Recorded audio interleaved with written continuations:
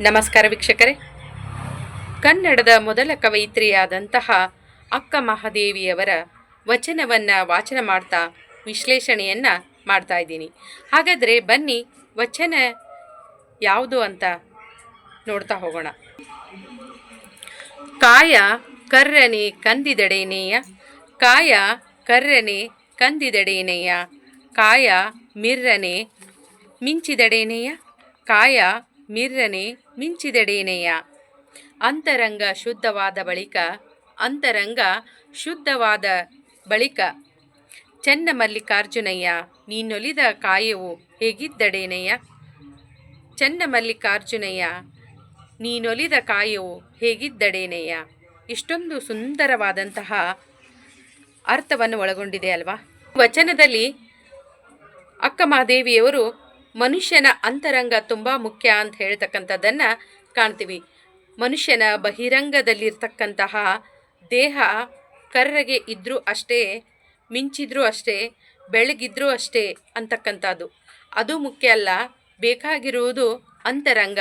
ಅಂತರಂಗ ಶುದ್ಧ ಇದ್ದರೆ ಅಲ್ಲಿ ಚನ್ನಮಲ್ಲಿಕಾರ್ಜುನ ಒಲಿತಾನೆ ಅಂತಕ್ಕಂಥದ್ದು, ಅಲ್ಲೇ ಚನ್ನಮಲ್ಲಿಕಾರ್ಜುನ ನೆಲೆಸ್ತಾನೆ ಅಂತಕ್ಕಂಥದ್ದನ್ನು ಕಾಣ್ತೀವಿ.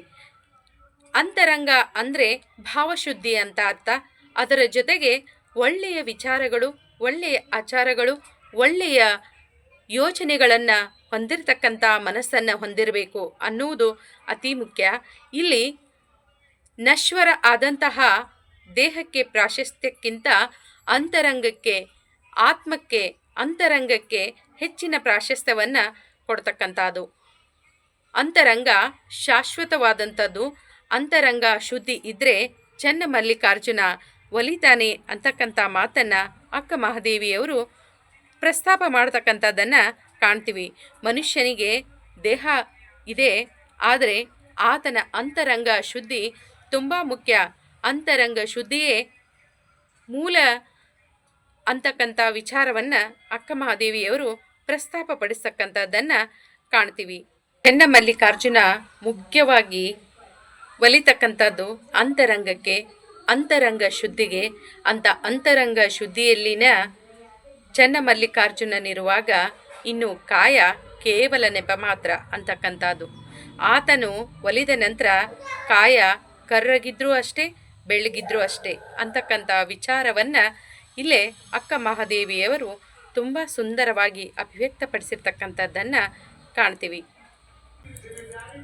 ದೇಹ ಸೌಂದರ್ಯಕ್ಕಿಂತ ಅಂತರಂಗ ಸೌಂದರ್ಯ ಮುಖ್ಯ ಅನ್ನುವುದರ ಜೊತೆಗೆ ಅಂತರಂಗತೆ ಶ್ರೇಷ್ಠತೆಯನ್ನು ಹೇಳಿದಂತಹ ಅಕ್ಕ ಮಹಾದೇವಿಯವರಿಗೆ ನನ್ನ ಅನಂತ ಅನಂತ ಧನ್ಯವಾದಗಳನ್ನು ಅರ್ಪಿಸ್ತಾ, ಮತ್ತೊಂದಿಷ್ಟು ಅಕ್ಕನ ವಚನಗಳನ್ನು ವಾಚನ ಮಾಡ್ತಾ ಮತ್ತೆ ಸಂಧಿಸೋಣ. ಧನ್ಯವಾದಗಳು.